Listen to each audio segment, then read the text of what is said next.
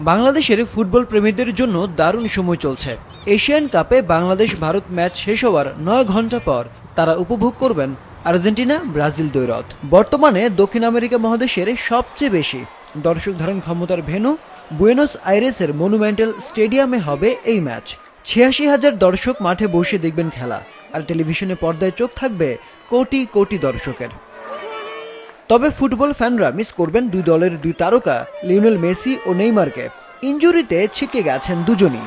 ১৩টি করে ম্যাচ শেষে ২৮ পয়েন্ট নিয়ে সবার উপরে আর্জেন্টিনা, ইকুয়েডর ২২ পয়েন্ট নিয়ে ২ আর ব্রাজিল ২১ পয়েন্ট নিয়ে আছে ৩ নম্বরে।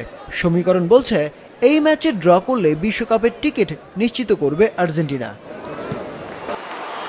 বাছাই পর্বে ঘরের মাঠে সবশেষ ৮ ম্যাচের ৭টিতেই জয় পেয়েছে বিশ্ব চ্যাম্পিয়নরা। এদিকে ব্রাজিল মুখিয়ে আছে নিজেদের পয়েন্ট বাড়িয়ে নেওয়ার। সবশেষ ৫ ম্যাচে অপরাজিত দলটি।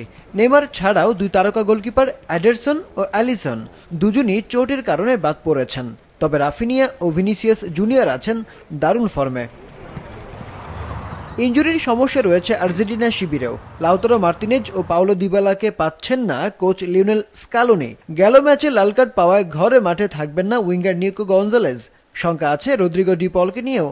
তারপরেও নিজ মাঠে ব্রাজিলের বিপক্ষে ফেভারিটের তকমা নিয়ে নামবে আলবিসেলেস্তারা।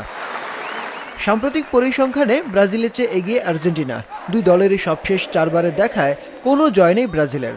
৩ বারই জিতেছে আর্জেন্টিনা, আরেকটি ড্র হয়েছে।